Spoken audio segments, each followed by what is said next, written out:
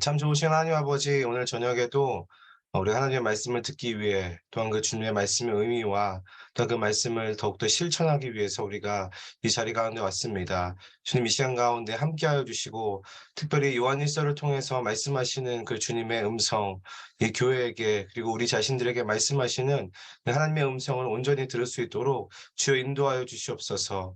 우리의 귀를 열어주시고 우리의 마음을 주님께서 만져주시고 하나님의 그 마음이 무엇인지 그 주님의 마음을 받는 시간 될 수 있도록 주여 인도하여 주시옵소서. 감사합니다. 예수님의 이름으로 기도합니다. 아멘. 네.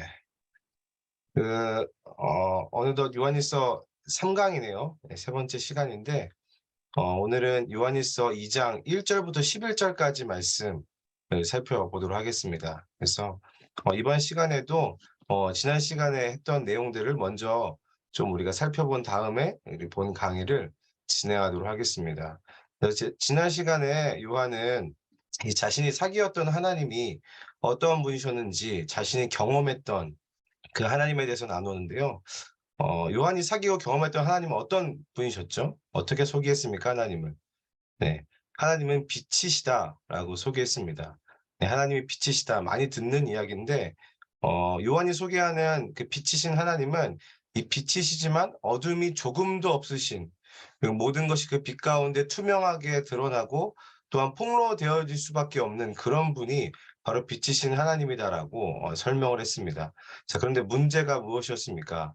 네, 바로 그 빛이신 하나님과 사귀려고 하는 우리에게 문제가 있다라고 말씀드렸죠. 예, 하나님과 너무도 사귀고 싶지만 이 빛이신 하나님 앞에서 우리의 죄와 어둠과 연약함이 그대로 드러나는 그런 완전하지 않는 존재가 바로 우리라고 말씀드렸습니다. 네, 그럼에도 불구하고 요한이 성도들에게 우리들에게 지속적으로 제시했던 해법은 무엇이었습니까? 네, 바로 이 빛 가운데 지속적으로 머무는 것. 네. 마치 하나님께서 빛 가운데 계속해서 거하시고 거기에 그렇게 계신 것처럼 머물러서 계신 것처럼 우리도 빛이신 하나님 앞에 그럼에도 불구하고 우리 연약함과 어둠이 있을지라도 지속적으로 끊임없이 머물면은 된다. 그러면 그 과정 가운데 예수님께서 우리의 죄를 씻기시고 또 우리의 연약함을 하나님의 완전함으로 계속해서 싸매어 주시고 안아 주시고 우리와 사귀기 시작하신다라고 이렇게 말씀했습니다. 예, 그리고 나서 이렇게 빛 가운데 머무는 게 그렇다면 도대체 무엇이냐? 우리의 죄를 자백하는 것이다라고 말씀드렸죠. 있는 모습 그대로 우리의 죄가 무엇인지, 연약함이 무엇인지를 자백하고 인정하는 것이 빛 가운데 머무는 것입니다. 그래서 끝까지 인정을 해야 되는 거예요. 끝까지 하나님 앞에 인정하고 또 인정하는 것. 그리고 하나님께서는 그런 우리의 인정함을 기다리고 또 기다리고 계신다라고 말씀드렸죠. 네, 심지어는 그 우리가 하나님 앞에 나아가는 것 그것을 하나님께서 기다리고 계신다. 네, 그러한 일이 일어나기까지 하나님의 일하심이 제한될 수도 있다라고까지 말씀드렸습니다. 그래서 하나님께서 자기 자신을 우리 때문에 제한하기로 선택하신 것입니다. 특별히 예수 그리스도의 십자가 그 성육신이 그랬던 것이고 그리고 아담이 선악과를 취하는 동안에 그것을 강제하지 않고 억지로 그것을 막지 않고 허용한 것이 그랬다. 하나님이 하나님 자신을 제한한 행동이었다라고 이야기했죠. 그리고 심지어는 우리가 죄를 지을지라도 하나님께서는 끝까지 우리를 찾으시는 분이다라고 말씀드렸습니다. 그래서 이 하나님의 이 태도를 계속해서 묵상하는 것이 필요해요. 여전히 하나님께서는 우리를 기다리고 계시고 또 우리와 사귀기를 원하신다. 우리가 어떠할지라도 하나님께서는 우리와 사귀고자 하신다. 그 사귐의 자세를 유지하고 계시는 분이 하나님이시다. 이것이 우리가 하나님 앞에 나아갈 때에 우리가 계속해서 기억해야 될 진리입니다.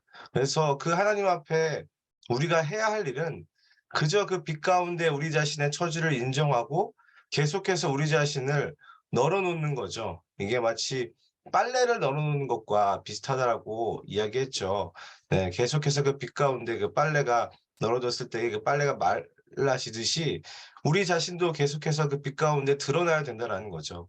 그 과정 가운데 하나님의 거룩이 오고 그 과정 가운데 하나님과의 깊은 사귐이 지속되는 것입니다. 그래서 이 오늘 본문의 2장 처음 시작하는데 이 하나님의 그 빛 앞에 처절하게 우리 자신의 죄와 연약함을 뭐 절절히 느끼면서도 끝까지 하나님 앞에 우리를 널어놓는 그런 우리들에게 요한이 또 권면을 하기 시작합니다. 2장 1절 말씀을 우리 같이 좀 읽어보도록 하겠습니다. 2장 1절 읽을게요. 시작. 나의 자녀들아, 내가 이것을 너희에게 쓰면 너희로 죄를 범하지 않게 하려 함이라. 만일 누가 죄를 범하여도 아버지 앞에서 우리에게 대언자가 있으니 곧 의로우신 예수 그리스도시라. 아멘. 예, 이 2장 1절을 읽었을 때 여러분들 어떠한 인상을 받으십니까? 저는 굉장히 따뜻한 인상을 받았습니다. 특히 1절의 첫 시작을 이렇게 시작하죠. 나의 자녀들아. 네, 이 자녀들아라는 표현은 요한일서에서 총 7번이 나오거든요. 네, 7번이 나오는데 중요한 거는 이게 1장을 제외하고 2장부터 5장까지 모든 장에서 요한은 이 성도들을 두고 이 자녀들이라고 그렇게 부르고 있습니다. 네, 어떤 자녀들입니까? 네, 자기 자신의 연약함이 비록 해결되지 않았지만 그래도 끝까지 주님 앞에 나아가서 은혜를 구하는 그런 성도들을 두고 자녀들아라고 이야기하는 거예요. 이 죄인들아 이렇게 이야기하지 않습니다. 그런 과정 중에 있다는 것 자체가 그런 과정, 그 사귐의 과정 가운데 있다는 것 자체가 하나님의 자녀다라는 거죠. 예, 그리고 또 한 가지 인상은 이 시작부터 자녀들아라고 이야기하기 때문에 그 뒤에 어떠한 내용이 나와도 안심할 수 있다라는 거죠. 네. 그래서 이 요한이 자녀들아라고 불렀을 때에 그 뒤에 있는 권면들을 보시면은 굉장히 따뜻합니다. 네. 이 성도들을 용납해 주고 또한 하나님 앞에 나오는 그 성도들을 품어주는 그 하나님 아버지의 마음을 가지고 요한이 자녀들아라고 이렇게 부른 거죠. 네. 그래서 요한은 자녀들아라고 부른 다음에 이 1장의 권면을 쓴 이유와 의도를 밝히고 있는데요. 이어서 보면 이렇게 이야기를 하죠. 너희로 죄를 범하지 않게 하려 함이라. 만일 누가 죄를 범하여도 아버지 앞에서 우리에게 대언자가 있으니 곧 의로우신 예수 그리스도시라. 1절 후반을 보면은 지금 요한이 어떤 문제를 다루고 있습니까? 네, 죄에 대한 문제를 다루기 시작하죠. 그래서 우리는 이 죄에 대해서 좀 생각을 해 봐야 됩니다. 여러분들 죄란 뭘까요? 이 죄. 뭐 그냥 나쁜 짓 하는 게 그런 게 죄일까요? 아니면 뭐 말씀을 어기는 것? 예, 모두 다 죄인 거죠. 예. 근데 특별히 성경에서는 이 신약 성경에서는 이 죄라는 것은 이 기준에 관한 이야기입니다. 기준이요. 다시 말해 무엇이 죄이고 무엇이 죄가 아닌지 그 죄를 정하는 기준이 있다. 그리고 성경은 이 죄를 정하는 하나님의 기준에 대해서 계속해서 제시를 하고 이야기를 하는데요. 여러분들 이 하나님의 기준에서 볼 때에 그 하나님의 그 죄의 기준에서 볼 때 우리 인간의 결론은 무엇인 줄 아십니까? 네, 전부 다 사망입니다. 네, 이 세상에 누구든지 간에 이 하나님의 기준에 대한 이 판결에 있어서 사망에서 벗어날 수 있는 존재는 없다라는 게 하나님의 기준에 관한 우리의 판결, 우리의 결론이라는 거죠. 뭐 착하게 살았든 뭐 어떤 업적을 쌓았든 간에 다 상관없이 죄된 인간은 하나님의 기준에서 그냥 사망이라는 겁니다. 네. 이 기초적인 복음인데요. 근데 우리가 알다시피 하나님께서는 그런 죄된 우리들에게 어떻게 대하셨습니까? 네, 그 기준을 바꾸셨나요? 네, 아니죠. 기준은 그대로 있습니다. 대신 그 기준을 적용할 다른 존재를 보내신 거죠. 그 기준대로 형벌을 받을 존재를 보내셨습니다. 그 존재가 바로 1절과 2절에 오늘 2장 1절과 2절에서 나오는 그 대언자 곧 의로우신 예수 그리스도, 네, 우리 죄를 위한 화목 제물이신 예수 그리스도를 보내셨다. 그래서 그 예수님에게 우리에게 선고된 그 하나님의 기준, 그 결과인 심판을 받게 하셨다라는 겁니다. 이것이 죄인을 대하는 우리를 대하는 하나님의 방법이자 하나님의 태도인 거예요. 여러분 이런 생각 해 보신 적 있으세요? 만약에 하나님께서 그 하나님의 그 기준대로 특별히 그 공의의 기준대로 죄의 진노를 우리에게 온전히 다 쏟으신다면 어떻게 될 것 같습니까? 네. 이 세상에 살아있는 사람은 아마 단 한 사람도 없을 겁니다. 실은 우리가 살고 있는 세상을 보면은 이 굉장히 불의한 일들이 많이 있죠. 그래서 어떨 때는 '하나님 정말 공의로우십니까?' 이런 한탄이 나올 때도 있습니다. 그런데 하나님은 여전히 공의로우십니다. 왜냐하면 하나님께서는 그 모든 사람들에게 대해서 오래 참기로 작정하셨기 때문에, 그리고 모두가 그 예수 그리스도를 통해서 하나님과의 그 만남의 기회, 구원의 기회를 지금도 주고 계시기 때문에 하나님은 지금도 공의로우신 분이십니다. 이렇게까지 하신 이유가 뭐냐면요, 바로 우리 인간들과 사귀고 싶기 때문에 이 변함이 없는 겁니다. 우리와 사귐을 가지기 위해서 이 하나님께서는 계속해서 우리 가운데 말씀하시고 또한 그 아들을 보내셨다라는 말을 1 절과 2 절에서 하고 있는 거예요. 네. 이런 거죠. "너와 나와의 사귐은 죄조차도 가름막을 수가 없다. 그러니까 너 자신을 그대로 내 앞에 가져만 와라. 내가 해결하겠다." 네, 실은 빛이신 하나님 앞에서 우리는 아무 말도 할 수 없는 존재죠. 그냥 유구무원입니다. 네. 그런데 예수님께서는 이 하나님 아버지 앞에서 우리 대신에 대언하시는 거죠. 우리를 변호하십니다. 그래서 하나님께서는 또 그 말씀을 들으시고 "이제 죄 따위는 문제가 되지 않는다. 예수 그리스도를 의지하고 나온 우리들에게는 죄는 문제가 되지 않는다. 그것은 사귐에 전혀 문제가 되지 않는다. 왜냐하면 예수 그리스도를 의지하고 예수 그리스도의 피가 그 모든 죄를 사했기 때문에." 이렇게 말씀하시는 거죠. 자, 그렇다면 여러분들, 이 예수님이 있기 때문에 네, 그냥 막 죄 짓고서 살면은 되는 걸까요? 이거 당연히 그러면 안 되겠죠. 네. 근데 이런 방식으로 신앙을 이해하는 사람들이 그 당시 초기 교회에 있었다라는 거예요. 그리고 우리의 삶을 또 돌아볼 필요가 있죠. 우리는 과연 예수 그리스도를 어떠한 존재로 대하는가? 예수님께서 십자가에 달려 이 돌아가신 거는, 우리의 죄를 사하신 것은 우리가 더 마음 편하게 죄 짓고 살라고 그렇게 돌아가신 게 당연히 아니죠. 네, 그 당시 거짓 교사들은 그렇게 예수님의 구원을 이해했던 사람들이었습니다. 그래서 예수님께서 구원하셨기 때문에 이 땅에서 어떤 죄를 짓더라도 상관없다. 이미 끝났다. 그러면서 탐욕과 음란에 자신을 방종하는 삶을 살았다라는 거죠. 네. 그런데 과연 하나님께서는 예수님을 그렇게 이용하라고 보내주신 걸까요? 네. 이 점이 되게 중요합니다. 그게 아닌 거죠. 이거 하나님께서 베푸신 이 구원을 크게 오해한 것입니다. 마치 이런 겁니다. 적절한 예가 될지 모르겠지만, 제가 어렸을 때 서울랜드를 간 적이 있거든요. 이 서울랜드를 가면은 들어가면은 가장 눈에 띄는 게 뭔지 아세요? 굉장히 길다란 리프트입니다. 리프트를 타고 이제 동물원 가고 이렇게 하는 건데, 그 이게 상당히 무서워요. 물론 기구도 되게 오래됐기도 하고 하지만 이게 뭔가 떨어질 것 같고, 이게 이 철막 이렇게 세막대기 하나로 그냥 잡고선 가는 거거든요.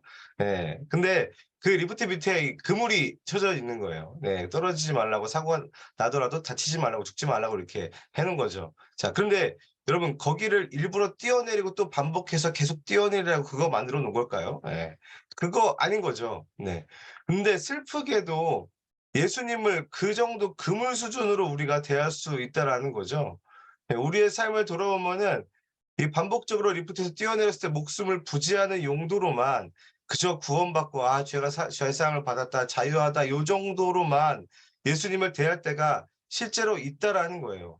네. 이게 뭐 '아 뭐 설마 그러겠어.'라고 하지만 정말 우리의 삶을 자세히 살펴보면은 이런 면모들이 있다라는 겁니다. 네. 예수 믿고 죄 용서 받고 자유함 얻는 거 굉장히 중요한 거죠. 반드시 예수님을 의지해야 됩니다. 반드시 우리가 죄를 지었을 때는 우리가 숨는 것이 아니라 그 예수 그리스도를 의지함으로 하나님 앞에 계속해서 나아가야 된다라는 거죠. 네. 죄 용서를 받아야 됩니다. 자, 근데 결코 그게 전부가 아니다라는 얘기를 요한은 지금부터 하고 싶은 거예요. 그거는 마치 이 아기가 걸음마를 막 뗀 상태나 다름없는 그런 상태다라는 거죠. 그래서 요한은 바로 그 다음 단계의 삶을 제시하는데, 우리 3절 말씀도 우리 같이 계속 읽도록 하겠습니다. 우리 3절 읽을게요. 시작. "우리가 그의 계명을 지키면 이로써 우리가 그를 아는 줄로 알 것이요."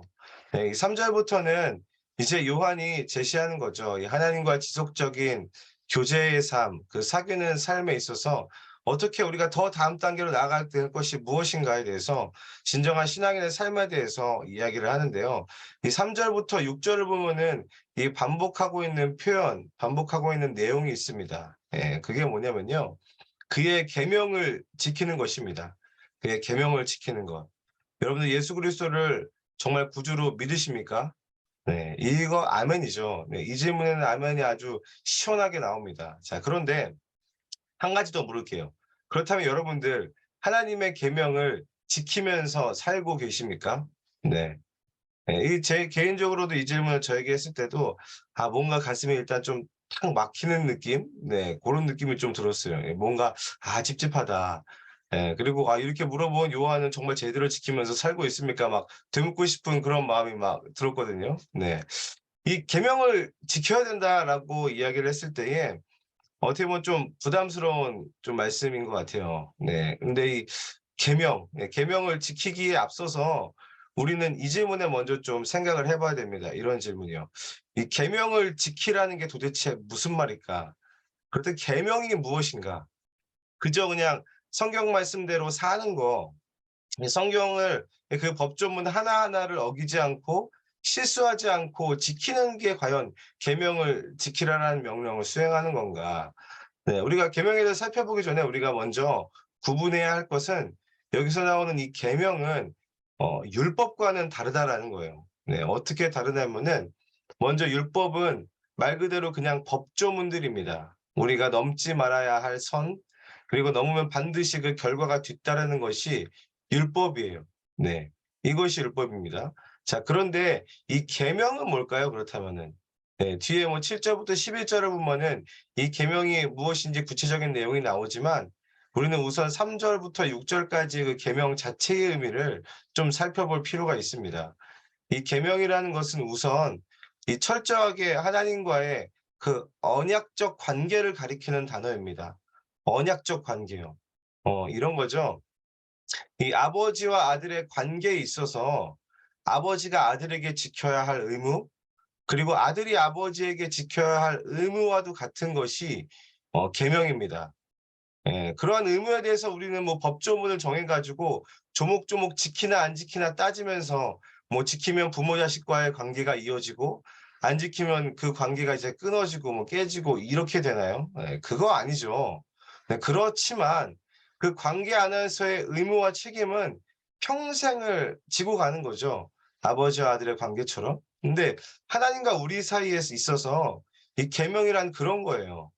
그래서 이 3 절부터 6 절에 나오는 이 계명을 지킨다라는 거는 이 하나님과 우리와의 실제적인 관계, 그 아버지와 아들의 그 관계를 이야기하고 있는 겁니다. 지금 1 장부터 계속 우리가 사귐에 대해서 이야기했죠. 이 계명도 마찬가지라는 거예요. 이 사귀는데 우리가 하나님과 과연 어떠한 관계를 가지고 있느냐. 예, 계명이다. 예, 그래서 먼저 3 절을 보면은 계명을 지켰을 때에 우리가 알게 되는 것이 있다라고 하는데 이렇게 이야기하죠. 네. 예, 그를 안다. 그를 아는 줄을 알게 된다. 예, 세번역에 이렇게 번역하고 있어요. 네. 다시 말해서 우리가 하나님의 자녀라는 것을 진짜로 깨닫게 되는 거예요. 이게 뭐 그냥 머리로가 아니라 이런 순간이 있는 거죠. 이거 중생의 순간이라고 하는데 진짜로 하나님께서 나의 아버지시구나. 진짜 하나님이 나의 아버지셨네. 그리고 내가 진짜 하나님의 자녀라는 것을 깨닫게 되는 그런 거죠. 네. 계속해서 5 절을 보면은 이 계명을 지키는 사람 안에서는 하나님의 사랑이 그 속에서 온전하게 되고 우리가 그의 안에 있는 줄을 아는 일이 계속적으로 일어나게 된다라고 이야기를 하고 있습니다. 특히 5 절에서는 이 반복되는 의미가 있는데요. 네. 그것은 이 온전함 그리고 그의 안에 있다라는 그러한 표현입니다. 이 두 가지 표현이 모두 이 지속적인 과정을 가리키는 그런 표현이에요. 쉽게 말하면 이런 거죠. 어 우리가 하나님 아버지의 자녀라는 것을 절절히 경험하고 깨달아 아는 그런 경험이 있었다라면은 우리가 그 사실을 한번 그냥 그렇게 느끼고 마는 것이 아니라 경험하고 끝나는 것이 아니라 그 사실을 지속적으로 기억하고 '하나님께서 나의 아버지가 되시는구나.'라는 그 진리를 붙들고 계속해서 살아간다라는 거예요. 이 완전히 삶의 내용이 바뀐다라는 거거든요. 삶의 태도가 완전히 바뀐다라는 거죠. 이게 일회성이 아니라 지속적인 겁니다. 네. 어떻게 지속적으로 살아갈까요? 그렇다면은. 이런 거죠. 특히나 '내가 하나님의 자녀 맞나?'라고 의심하게 하고 위협하는 그 모든 상황에서 끝까지 하나님이 우리의 아버지라는 그 사실, 이 계명과 이 언약을 붙들고 자녀로서의 삶을 지속적으로 살아간다라는 겁니다. 네. 여러분들 믿음 생활 몇 년 하셨습니까? 네, 저는 모태신앙이라서 한 36년 정도 네 신앙생활을 했거든요. 네.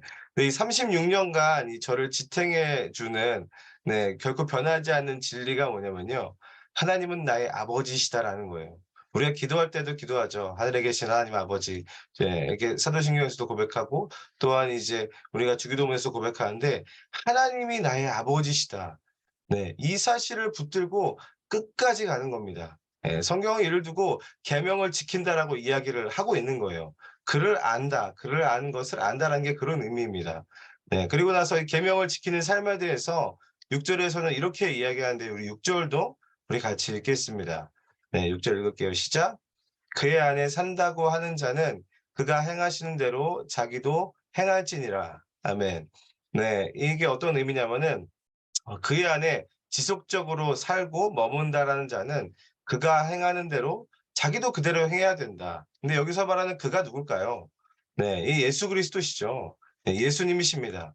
네, 실은 이 땅에서의 예수님의 삶을 보면은 예수님은 철저하게 자신이 어떠한 존재인지 자기가 누구인지를 알면서 그 인식하면서 사셨습니다. 어떤 존재입니까? 내가 하나님의 아들이구나. 하나님의 아들이라는 것을 아셨습니다. 그리고 또한 지속적으로 그 하나님의 말씀 안에 거했죠. 그 계명 안에 거했고 또한 그 계명을 이루는 삶을 사셨죠. 하나님의 말씀을 성취하는 삶을 사셨습니다. 네, 그렇게 우리가 예수님을 믿고 하나님의 자녀가 됐다는 것이 진짜라면은 정말로 예수님께서 그렇게 행하는 것처럼 행하는 것처럼 정말 우리도 하나님의 자녀라는 것을 기억하고 지속적으로 기억하고 그 하나님의 계명을 지키고 그 말씀 안에 살아야 된다라고 이야기하는 거죠. 단순히 예수님을 입으로 그냥 믿는다고 시인하는 것 정도가 아니라 그 이후에도 계속해서 우리가 거해야 될 영역이 있다라고 말하고 있는 것입니다. 그래서 4 절에서는 더 강력하게 이렇게까지 이야기를 하죠. 네, 제가 읽어 드릴게요. 그를 아노라 하고 그의 계명을 지키지 아니하는 자는 거짓말하는 자요 진리가 그 속에 있지 아니하되. 네. 이 말씀이 무슨 말이냐면요. 이 계명을 지키지 않는 사람, 지속적으로 이 하나님의 자녀답게 살고자 하는 그 삶의 방향성과 삶의 내용, 네. 이게 없는 사람들은 그거 구원받았다는 사실조차 한번 다시 생각해 봐라라는 그러한 말입니다. 네, 굉장히 좀 강력한 그런 말이죠. 네. "거짓말하는 자요 진리가 그 속에 있지 않다."라고까지 이야기를 합니다. 그리고 나서 이제 7 절부터 11 절까지 이 우리가 지속적으로 생각하고 머물고 행해야 될 구체적인 계명에 대한 내용이 나오거든요. 이 7 절과 8절 우리 함께 읽도록 하겠습니다. 시작. 사랑하는 자들아 내가 새 계명을 너희에게 쓰는 것이 아니라 너희가 처음부터 가진 옛 계명이니 이 옛 계명은 너희가 들은 바 말씀이거니와 다시 내가 너희에게 새 계명을 쓰노니 그에게와 너희에게도 참된 것이라. 이는 어둠이 지나가고 참빛이 벌써 비침이니라. 아멘. 예, 이 7 절과 8 절에서는 이 계명의 구체적인 내용을 말하기에 앞서서 계명을 두 가지로 이야기하죠. 네. 어떻게 이야기하죠? 네. 이 옛 계명과 이 새 계명에 대해서 이야기를 합니다. 네. 이렇게 계명을 두 가지로 언급하는 이유는 이 하나님께서 이스라엘 백성들과 맺으신 이 구약의 이 계명과 예수님께서 오셔서 말씀하신 이 새 계명을 염두에 두고선 이런 이야기를 하고 있는 거거든요. 네. 그런데 요한이 이 말하고 과연 이 두 가지를 이렇게 옛 계명과 새 계명 이렇게 말하는 이유가 뭘까요? 이 두 가지가 다르다라는 걸까요? 네, 아닙니다. 네, 이렇게 이야기하죠. "너희가 처음부터 가진 옛 계명이다."라고 이렇게 이야기합니다. 다시 말해서 하나님께서 이스라엘 백성과 맺으신 그 옛 계명 그거든 예수님께서 오셔서 말씀하신 새 계명이든 본질적으로 그 두 개가 같다라는 이야기를 하고 싶은 거예요. 네, 그래서 예수님께서도 이 새 계명에 대해서 요한복음 13장 34 절에서 이렇게 말씀하셨죠. 이 새 계명을 너희에게 주노니 서로 사랑하라. 내가 너희를 사랑한 것 같이 너희도 서로 사랑하라. 네. 그럼 바로 이것이 이 새 계명의 내용인데요. 이게 옛 계명과도 다르지 않다라는 겁니다. 네. 무엇입니까? 계명의 구체적인 내용. 네. 서로 사랑하는 것입니다. 서로 사랑하는 것은 옛 계명과 새 계명 둘 다 똑같이 이것을 이야기하고 있다. 이게 본질이다라고 말씀하고 있는 거예요. 자, 근데 여러분들 이 "서로 사랑하라."라는 그 말을 들으면은 어떤 인상을 받으십니까? 네, 솔직히 좀 너무 많이 들었던 이야기 아닙니까? 네. 교회 다니면서 이 "서로 사랑하라."는 말 한 번도 들어본 적 없는 사람 있을까요? 네. 아마 없을 거예요. 네. 서로 사랑하는 건 뭐 당연하죠. 자, 그런데 요한은 이 서로 사랑하라는 이 계명을 두고 좀 더 자세하게 이렇게 표현을 합니다. 이 8절 말씀을 보면은 이 서로 사랑하라는 이 세 계명을 두고 "참빛이다."라고 이야기를 하죠. 참빛이라고 표현하는데 이 참빛이라는 게 쉽게 말해서 진짜 빛이라는 그런 말이거든요. 네. 이걸 좀 반대로 생각을 해 보면은 진짜 빛이 있다라면은 가짜 빛도 있다라는 얘기겠죠. 네. 가짜 빛. 네. 가짜 빛이 뭘까요? 네. 이 서로 사랑하라는 것이 참빛이라면은 그것과 반대되는 개념. 네. 이 반대되는 개념은 수많은, 서로 사랑하지 않는 것들, 다른 사랑들입니다. 네. 이 다른 사랑들에는 공통점이 있어요. 네. 그것은 바로 자기 자신을 향한 사랑이라는 거죠. 서로 사랑이 아니라 자기 자신만을 사랑하는 거죠. 네. 이 세상에 수많은 뭐 다른 사랑들이 있지만 그 사랑의 공통점은 바로 그 사랑의 대상이 궁극적으로 나라는 거예요. 자기 자신을 향해 있다라는 겁니다. 그래서 요한이 이야기하고 싶은 핵심이 바로 여기에 있는 거예요. 네. 진짜 빛이 아닌 가짜 빛.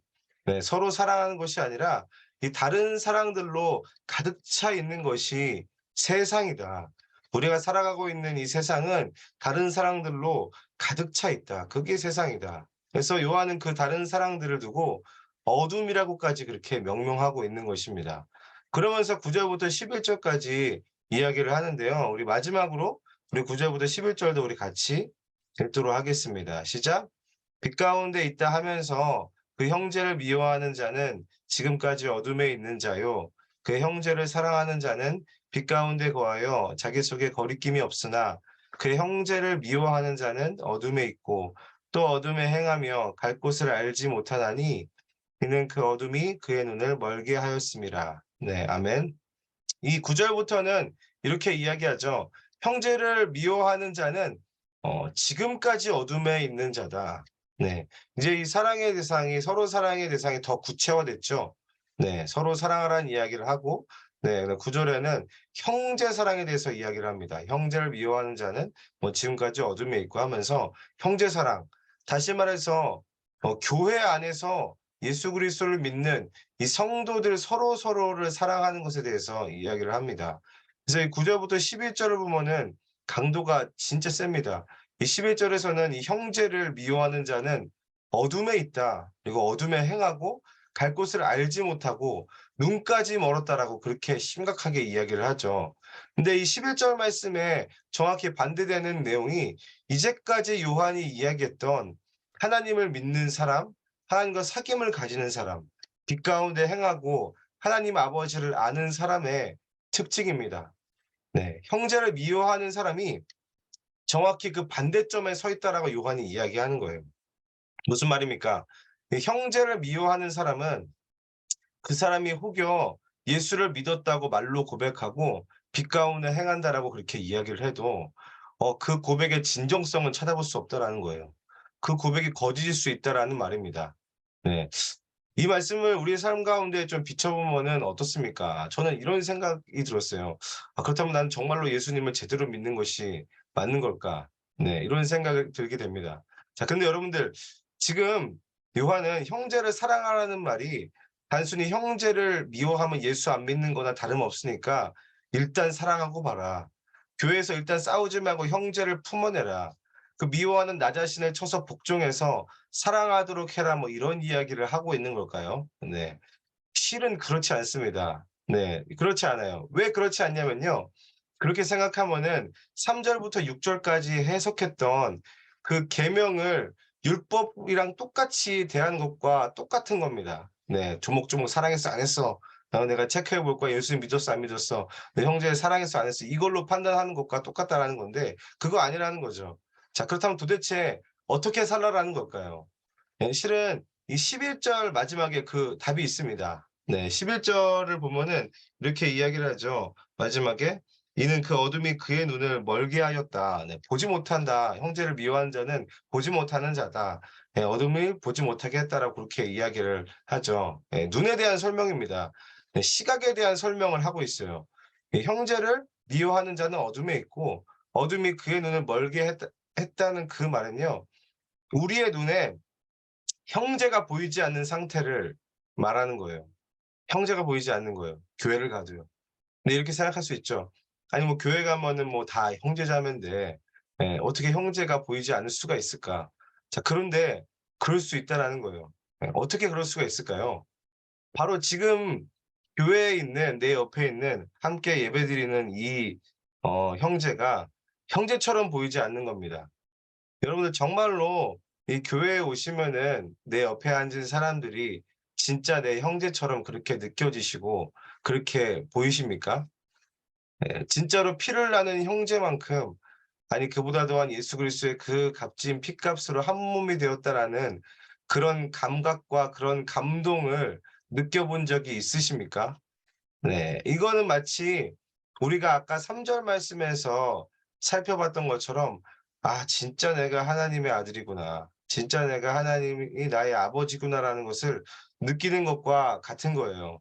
네. '진짜 하나님이 나의 아버지시구나.'라는 그 깨달음과 감격이 그 우리에게 있잖아요. 그 기쁨이 있습니다. 그런데 교회 안에 형제를 볼 때에도 그것과 같은 무게와 무게의 그런 감격과 감동이 있어야 된다. 그게 정상이다라고 이야기하는 겁니다. '아 이자가 진짜 나의 형제구나.' 그런 감격이죠. 요한은 지금 바로 그 눈이 떠지기를 위해서 권면하고 있는 거예요. 그래서 3 절부터 요한이 말하고자 하는 건 이런 겁니다. 이 계명을 지키는 것, 빛 가운데 거하는 것. 다른 사랑을 이길 수 있는 세상의 다른 사랑이 어둠을 이길 수 있는 비결에는 바로 너와 나 형제에게 그 답이 있다라고 말을 하고 싶은 거예요. 이 세상에서는 그저 남남이고 뭐 뉴스에 보면은 혈육마저도 나의 이익과 내 사랑을 위해서 내 이익을 위해서 막 팔아넘기고 해를 가하는 게 세상의 사랑인 거죠. 네. 하지만 예수 그리스도를 믿음으로 모인 이 교회 공동체는 다르다라는 이야기를 지금 요한이 하고 싶은 거예요. 전혀 이 육신적인 피가 섞이지 않는 자들도 형제가 될 수 있다. 목숨을 걸 수 있는 그런 공동체가 교회다라고 말씀하고 있는 겁니다. 예수님께서 하신 일이 바로 그 일이죠. 하나님과 인간과의 절대 넘어설 수 없는 그 격차와 그 죄의 깊이, 그 차이, 그것을 뛰어넘어서 예수님께서 우리 가운데 육신의 몸을 입고 인간으로 오신 거죠. 그리고 목숨을 버리심으로 하나님과 우리가 사귐을 가질 수 있게 된 겁니다. 그리고 우리 또한 예수님께서 그렇게 하셨던 것처럼 서로를 예수님께서 핏값으로 사신 귀한 형제로 실제로 보고 섬기고 사랑할 수 있다. 그게 교회 안에서 가능하다라고 말하고 있는 거예요. 그래서 이것이 1 장에서 이야기했던 삼위 하나님과의 그 사귐 그리고 교회 안에서의 서로의 사귐입니다. 요한은 이미 이런 사귐이 있는 곳 이런 교회 가운데 기쁨이 충만하게 될 것이다. 특히 에덴의 기쁨이 충만할 것이다라고 그렇게 이야기한 바가 있죠. 그래서 여러분들 교회가 정말로 중요한 겁니다. 특히 교회로 모인 이 형제 자매들을 보는 우리의 시각을 "주님 열어 주십시오."라는 기도를 해야 되는 거예요. 하나님을 아버지로 경험하고 느끼는 그 감동만큼 이 옆 사람이 형제를 바라볼 때에 '이자가 정말로 내 형제구나. 아 내 가족이구나.'라는 이런 감동과 이런 가족 간에만 누릴 수 있는 이 친밀한 사귐 이게 교회 가운데 회복돼야 될 줄로 믿습니다. 여러분들이 사람들은 어디에서 천국을 경험하는 줄 아세요? 네 뭐 많은 곳에서 천국을 경험할 수 있겠지만 바로 이 사람과의 관계에서 천국을 경험합니다.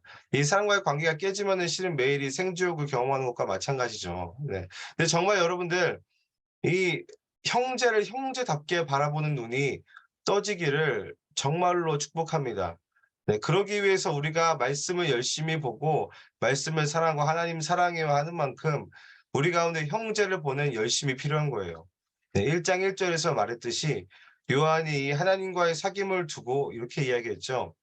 "내가 그 말씀을 들었다. 그리고 내 눈으로 보고 자세히 보고 손으로 만진 것처럼 하나님과 친밀하게 사귀었는데 지금 하나님께서 우리 가운데 허락하신 이 형제들도 그렇게 돼야 된다라는 거죠. 형제의 이야기를 듣고 보고 자세히 보고 손으로 만지는 그런 친밀함의 사귐이 있어야 된다라는 말입니다. 네 이런 감동이 회복되는 우리 야가페 교회가 되기를 소망합니다. 그래서 이 다음 주에부터 살펴볼 이 12절부터는 이 교회 구성원들 하나하나를 가리키면서 이 요한이 권면을 하거든요. 뭐 자녀들아, 아비들아, 아이들아 이렇게 이야기하면서 바로 이 사귐에서부터 세상을 이기는 능력이 온다라고 이야기합니다. 그래서 여기까지 강의고요. 정말로 기도를 했으면 좋겠어요. 이 기도할 때에 물론 우리 자신의 어떤 기도 제목과 필요를 위해서 기도할 수도 있지만 주님 무엇보다 우리의 눈이 열려지기를 소망합니다. 특별히 그 하나님께서 우리를 바라보셨던 그 눈, 그 형제를 향한 그 주님의 그 심정, 그 시선을 주님 우리 가운데 부어 주십시오. 이 하나님의 눈에는 그 누구도 양이 아닌 자들이 없죠. 네, 그래서 우리도 정말 그 하나님의 눈으로 형제를 바라보게 하여 주십시오. 정말로 이 사람이 이 옆에 있는 사람이 '내 형제구나.'라는 그런 감격과 그런 감동이 우리 가운데 있을 수 있도록 주님 은혜를 베풀어 주십시오. 그리고 이 감격과 감동이 지속적으로 우리 가운데 있을 수 있도록 우리의 모임 가운데 이런 감격이 넘칠 수 있도록 그렇게 기도했으면은 좋겠습니다. 네. 제가 기도하고 마치도록 할게요. 기도하겠습니다. 하나님 아버지 우리를 하나님의 자녀로 불러 주심에 감사를 드립니다. 주님이 우리의 아버지십니다. 하나님이 우리의 아버지심에 감사를 드립니다. 날마다 하나님의 그 아버지 되심을 묵상하고 그 하나님 아버지의 그 자녀답게 우리가 살아갈 수 있도록 주여 인도하여 주시옵소서. 하나님 아버지 우리의 삶 가운데 주께서 개입하여 주시고 나 어떻게 하면 우리가 하나님의 자녀답게 살아야 될 것인지 날마다 말씀하여 주시고 인도하여 주시고 성령님 감동시켜 주시옵소서. 우리가 하나님의 그 계명을 지키면서 살아가게 하여 주시고 우리를 인도하여 주옵소서. 특별히 기도하는 것은 하나님 형제를 보는 우리의 눈이 열리기를 간절히 소망합니다. 하나님 아버지 우리 가운데 말씀하여 주시고 내 옆에 있는 이 자가 정말로 나의 형제고 나의 가족이고 내가 목숨을 버릴 만큼의 가치가 있는 그런 형제다라는 이 사실이 하나님 깨달아지게 하여 주시고 감동이 되게 하여 주시고 하나님 아버지 사랑하게 하여 주시옵소서. 우리의 힘으로 할 수 없습니다. 그래서 주님 앞에 널어놓습니다. 우리의 모습 그대로 주님 앞에 널어놓고 그 하나님 아버지의 그 사랑을 구하오니 하나님 아버지 우리를 온전하게 하여 주시옵소서. 하나님 아버지 온전한 사랑으로 우리를 덮어주시고 채워주시고 하나님 아버지 우리의 시선을 우리의 마음을 변화시켜 주시옵소서. 오늘도 우리의 사랑이 아니라 하나님 아버지의 사랑을 구합니다. 주의 사랑으로 우리를 회복시켜 주시고 빚어 주시고 주님과의 더욱더 친밀한 사귐이 있을 수 있도록 주여 인도하여 주시옵소서. 그렇게 하실 주님의 이름을 찬송합니다. 감사드립니다. 예수님의 이름으로 기도합니다. 아멘.